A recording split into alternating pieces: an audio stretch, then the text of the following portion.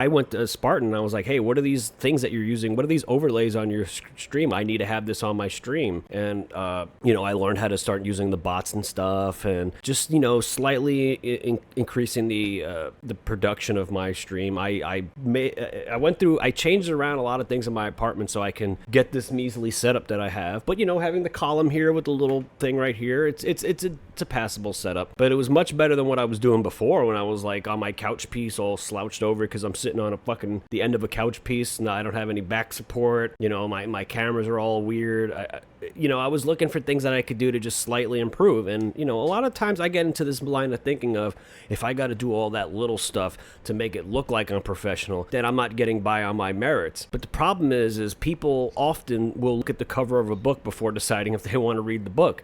That's just how it is sometimes. And again, we spoke about the way things are earlier, and there are certain things, like I don't like the ass-kissing nature of stuff, but also, window dressing your stream to make it look prettier, that, not everybody knows the path you've taken in life and why you've got to the point that you got to. So, the people who watch my stream will understand where I am and why I am and who I am. But there might be some new people that don't understand. They don't understand that I'm I maximize efficiency, and I say this as like a jab at myself, like very low effort. I don't get, I try not to get stressed at anything. So I always think like the merit of like the words that I say and the way that I say the words and the enthusiasm in my voice, that's what should matter. But sometimes that's not what matters. I mean, for example, look at like professional sports. There are great players that they don't get the sneaker deal, and you go, well, why don't they get the sneaker deal? Because sometimes these companies are looking for something and they don't necessarily even know what that is, but when they see it, they go, that's it. You know what I mean? The it factor, they usually call it. Oh, there's networking, there's consistency, and then there's this it factor.